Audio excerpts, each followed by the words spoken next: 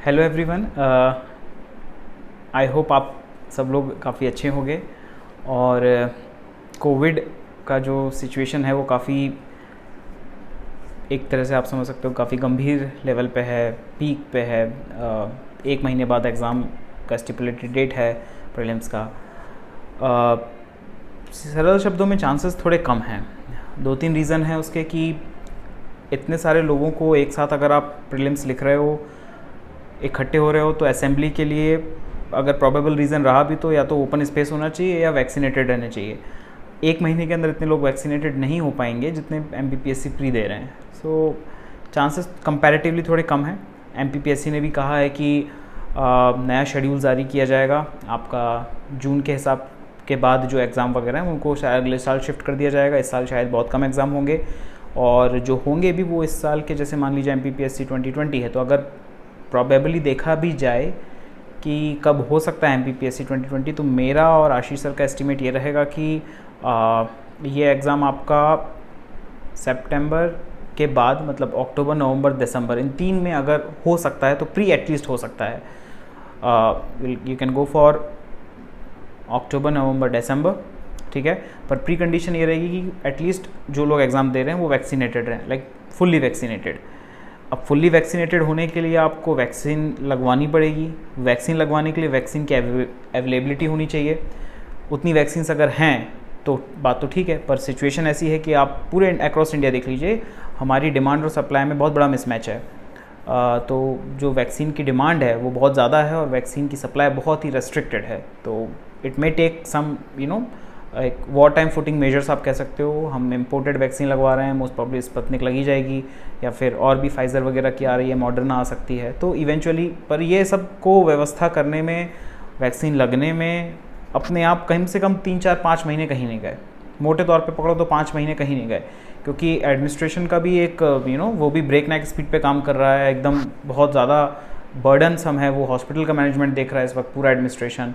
Majority जो civil services या state services से रिलेटेड हैं, डॉक्टर्स ऑलरेडी बर्डनसम हैं। तो मतलब काफ़ी सारी चीज़ें ऐसी हैं जो एकदम टाइम पे नहीं होगी। तो उस केस में आपको हताश नहीं होना है। सबसे इंपॉर्टेंट चीज़ जो आपको इस वक्त ध्यान रखनी है कि आपको अपना केयर सही से रखना है। कोशिश करो कि कोविड ना हो, ठीक है, क्योंकि उसके अपने फिर प्रॉब्लम्स हैं। आपको आइसोलेशन में रहना पड़ेगा। आप मोस्ट सब रिकवर हो जाओगे क्योंकि आप हेल्दी एज ग्रुप की पार्ट हो, पर तब भी रिस्क क्यों लेना इतना। तो अवॉइड करो बाहर जाना, कोशिश करो कोविड ना हो। अगर फैमिली में किसी को हो भी जाता है तो ध्यान रखो उसका। काफ़ी बच्चे इस वक्त अपने पेरेंट्स का, अपने ब्रदर्स का, किसी न किसी रिलेटिव का ध्यान रख रहे होंगे।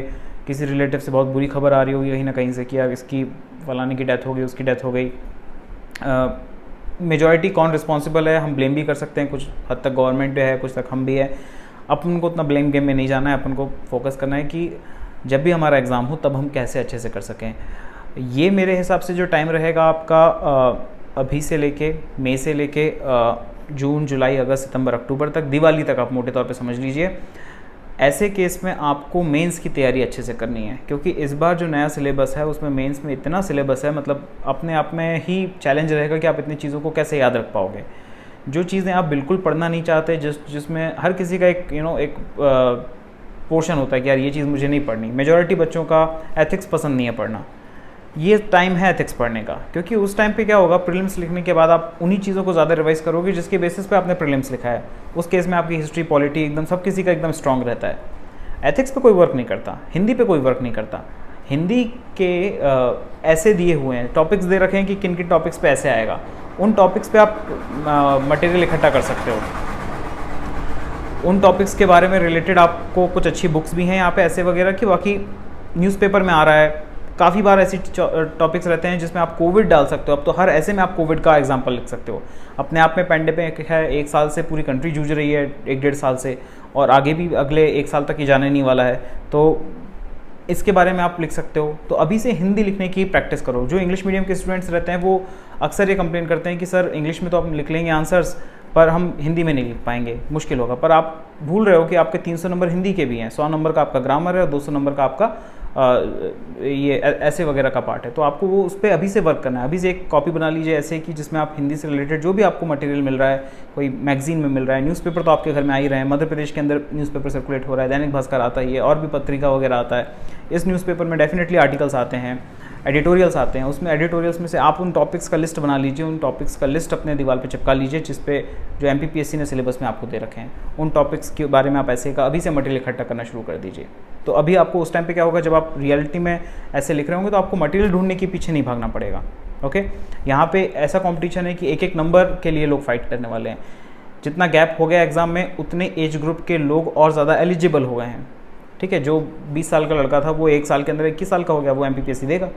तो ऐसे केस में क्या होने वाला है कि जो आदमी 1 साल पहले से तैयारी कर रहा था, या कैंडिडेट जो 1 साल या 1.5 साल से तैयारी कर रहा है, अब वो सडनली देखता है कि एमपीपीएससी जैसे अपना नोटिफिकेशन जारी करता है, सडनली 10 लाख लोग बैठे हैं एग्ज़ाम देने के लिए, क्योंकि उतने लोग एलिजिबल हो गए हैं, तो कॉम्पिटिशन और ज़्यादा टफ रहेगा। तो ऐसे केस में ये सोच के बैठना कि क्लासेस नहीं हो रही हैं, घर पे बैठ के क्या करें, जब तक कोई पढ़ाएगा नहीं तब तक पढ़ेंगे नहीं, ऐसा कुछ नहीं है। आप सब के सब ग्रेजुएट हो, इतना तो जानते हो कि चीज़ें नेट पे ढूंढी जा सकती हैं, पढ़ी जा सकती हैं। जिन जिन चीज़ों के बारे में हम वीडियो बना रहे हैं यहाँ पे, वो आप हमारे लेक्चर से लिख सकते हैं। जो चीज़ आपको नहीं मिल रही है वो आप नेट पे सर्च करिए, आपको मिल जाएगी।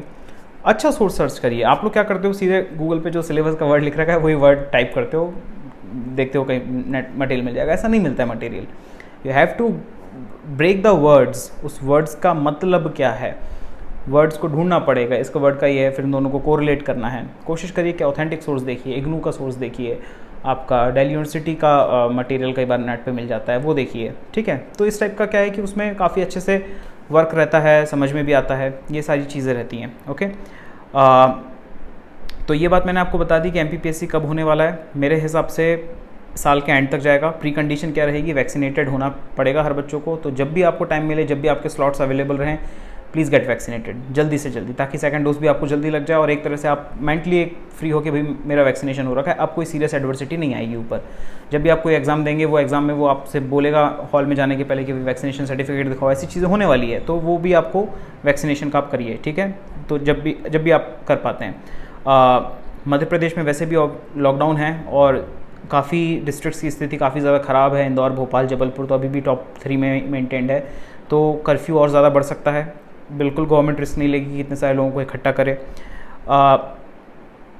तो मेंस पे आपको फोकस करना है। अब जो प्रॉब्लम मैं नोटिस कर रहा हूँ काफ़ी बच्चों की, वो ये है कि आप लोग जब हम भी कोई भी मटेरियल आपको देते हैं, कोई भी चीज़ मटेरियल आपको नेट पे मिल जाता है, निधिश एकेडमी की यूट्यूब चैनल से मिल रहा है या किसी भी और भी कोई आप सोर्स रेफ़र कर रहे हैं, तो आप उसे डायरेक्टली लिख लेते हैं। बहुत कम ऐसे बच्चे हैं जो उस चीज़ को समझने की कोशिश करते हैं कि एग्जैक्टली ये है क्या। समझना इसलिए ज़रूरी है क्योंकि क्वेश्चन कभी भी मेंस का क्वेश्चन मैं प्रेडिक्ट नहीं कर सकता। मैं सिर्फ बता सकता हूँ कि यार ये टॉपिक उन्होंने दे रखा है सिलेबस में, इस टाइप के क्वेश्चन आ सकते हैं मोस्ट प्रोबेबल। पर आप लोग उतना भी नहीं सोचते हो, आप लोग सीधे जो क्लास में लिखवाया उसको ही रट के बस आपने लिख दिया एग्ज़ाम में, पर ऐसा नहीं होता है। वहाँ पे एक ऐसा ब्रेन चाहिए जो एकोमोडेटिव हो, मतलब जो हर पहलू को समझे और उसके बाद अपना सार लिखे। आप लोग कोई चीज़ मगअप करते हो और फिर सीधे लिख देते हो, समझने वाली चीज़ें बहुत कम हो रही हैं। तो इस बारे में आपको थोड़ा ध्यान रखना है कि एमपीपीएससी मेंस जो नया सिलेबस है वो ऐसा सिलेबस है कि आपको समझना पड़ेगा चीज़ों को, आप रट नहीं सकते उसे। कि एक टॉपिक मिल गया सोशोलॉजी के मामले में, मान लीजिए कुछ ऐसा कोई टॉपिक है या जवाहरलाल नेहरू के ऊपर है या फॉर एग्जांपल ट्रिप्स के ऊपर है या ट्रिम्स के ऊपर है, ओपेक के ऊपर है, नाफ्टा के ऊपर है। नाफ्टा का नाम भी चेंज हो चुका है, ठीक है, तो नाफ्टा नहीं रहा। ठीक है, आप अगर गूगल पे सर्च करेंगे तो नाफ्टा डोनाल्ड ट्रंप के टाइम से उसका नाम चेंज हो चुका था और वो कम्प्लीटली एक नया ऑर्गेनाइजेशन बन चुका है। ओके, तो ये चीज़ें आपको अपडेट करनी पड़ेंगी। नाफ्टा अगर सिलेबस में आ गया तो आप सिलेबस में आपको नाफ्टा दिया हुआ है, तो क्वेश्चन अगर नाफ्टा के ऊपर आता है तो आपको उसका नया नाम लिखना है। ओके, तो ये चीज़ों पे आपको अभी से ही वर्क करना है। आप अपने अलग अलग सेग्रीगेटेड कॉपीज़ बनाइए उसमें जो भी आप मटेरियल इकट्ठा कर रहे हो आप लिखते चलिए। ठीक है, समझ के लिखिए, कोशिश करिए कि आप समझ के लिख सको। ऐसा नहीं है कि जो भी आया वो रटने वाला है। और आंसर राइटिंग की प्रैक्टिस ज़रूर करिए। आंसर राइटिंग की प्रैक्टिस के लिए मैं आपको एक अच्छा सा एग्जांपल बताता हूँ।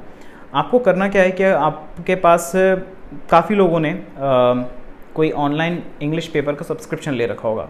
इंडियन एक्सप्रेस हो सकता है, द हिंदू हो सकता है, कोई और भी, अगर आप डेक्कन पायनियर पढ़ रहे हो, ठीक है, या द न्यू इंडियन एक्सप्रेस पढ़ रहे हो, एशियन एज पढ़ रहे हो, कोई भी पेपर हो, उस पेपर में अगर मान लीजिए कोई एडिटोरियल आया है जो आपका रेलेवेंट हो, मान लीजिए एडिटोरियल आईपीएल के ऊपर है, आपको नहीं पढ़ना है, आईपीएल पोस्टपोन हो गया है, नहीं पढ़ना है, भाई काम का नहीं है, कहाँ पोस्टपोन हुआ, यूएई में होगा नहीं होगा तो कोई बात नहीं।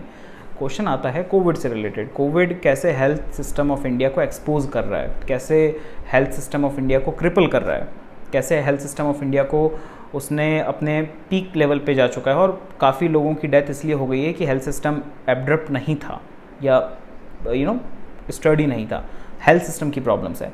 तो ये इस किसी एडिटोरियल में लिखा होगा, जाहिर सी बात उन्होंने सॉल्यूशन भी ऑफर किए होंगे। आप उस पूरे पोर्शन को पढ़िए और उसको अपने शब्दों में लिखने की कोशिश करिए, सार लिखने की कोशिश करिए। जनरली बच्चे क्या करते हैं, कोई भी टॉपिक को अंडरलाइन किया उन लोगों ने और अंडरलाइन करने के बाद व्हाट दे डू इज़ उसी चीज़ को जो उन्होंने अंडरलाइन किया उसी को अपने नोट्स में लिख लेते हैं।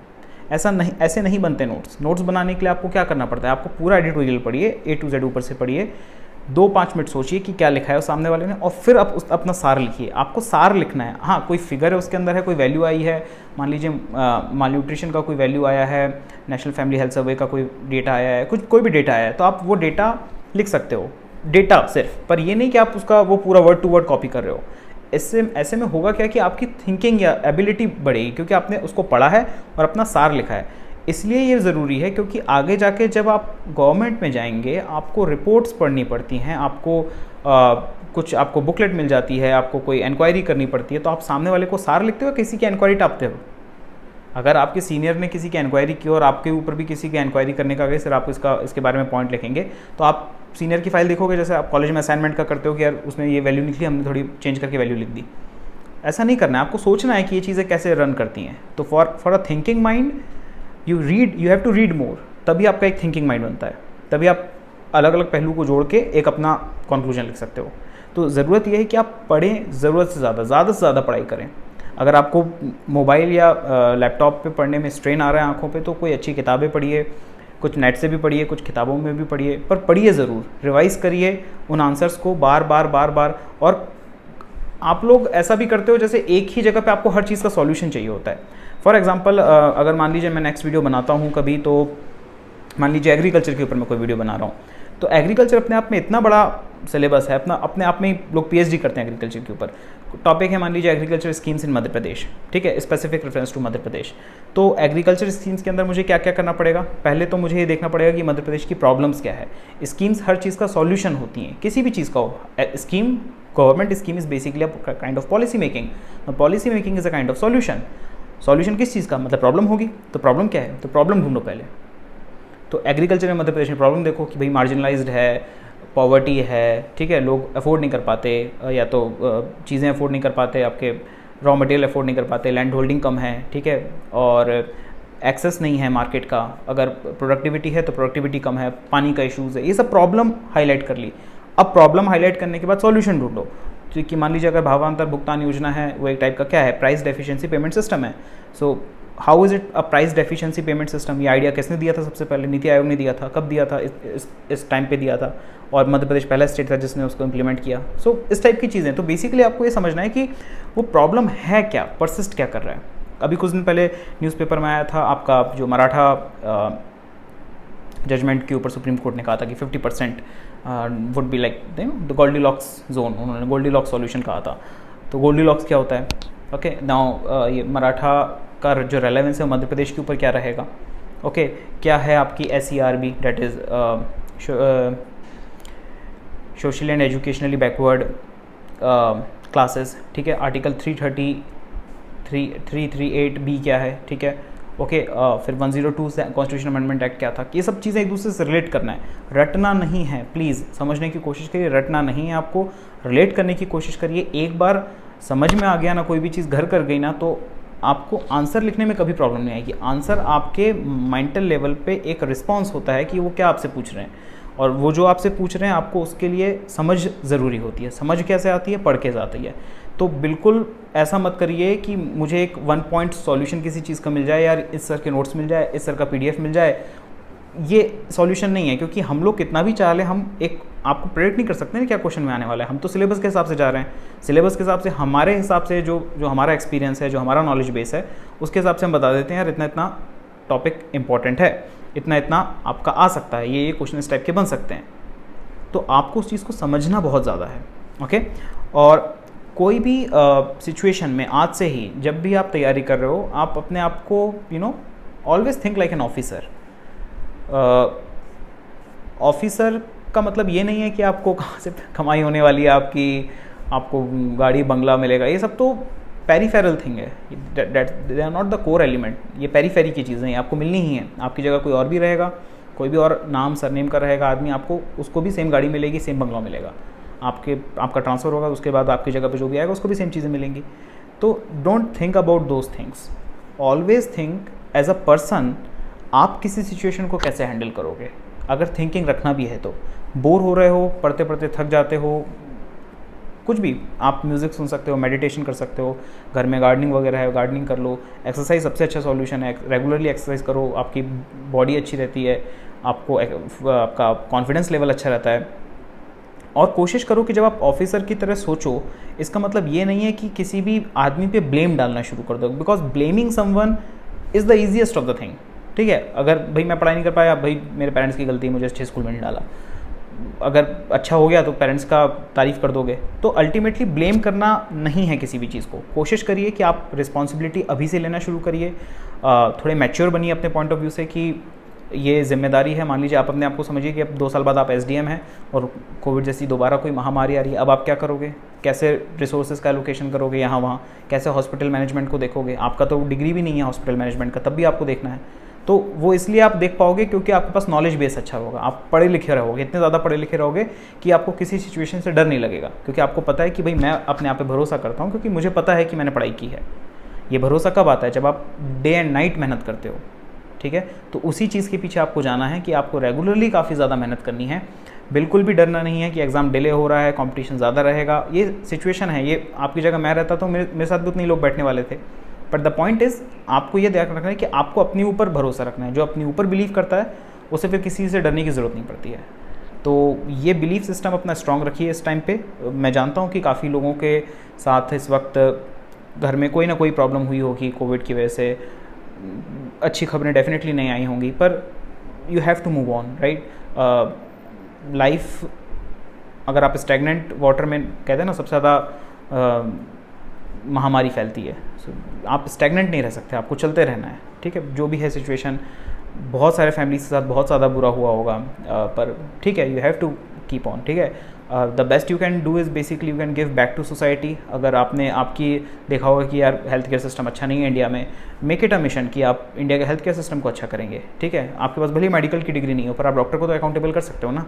आप देख सकते हो कि मेडिकल दुकान वाला सही से लोगों को दवाई दे रहा है कि नहीं दे रहा है, सही दवाइयाँ दे रहा है कि नहीं दे रहा है, एक्सपायरी डेट की दवाइयाँ दे रहा है कि नहीं दे रहा है। लोगों को एम्पावर कर सकते हो कि वो समझ सकें कि एक्सपायरी डेट की दवाइयाँ क्या होती हैं। कितनी सारी चीज़ें हैं जो आप कर सकते हो। तो अपना बिलीफ सिस्टम कभी भी लूजन अप मत होने दो, स्ट्रॉन्ग रखो, अपबीट रहो, हमेशा रोबस्ट रहो, और आंसर राइटिंग की प्रैक्टिस करते रहो, क्योंकि आंसर राइटिंग वो ज़रिया होता है जहाँ से आपकी थिंकिंग किताबों पे या पेपर पे बाहर निकलती है। और आपकी थिंकिंग तभी बहुत अच्छे से निकलेगी जब आप बहुत ज़्यादा वेल रेड रहोगे, वेल नॉलेजेबल रहोगे। ऐसे केस में होगा क्या कि आपका सिलेक्शन कभी कोई नहीं रुकेगा। मैं ऐसे बच्चों को भी जानता हूँ जिन्होंने 3 या 4 बार मेंस लिखा है MPPSC का, पर सिलेक्शन नहीं हो पा रहा है। और क्यों नहीं हो पा रहा है, जो कॉमन रीज़न मैंने देखा है वो ये है कि वो लोग रटते बहुत ज़्यादा हैं।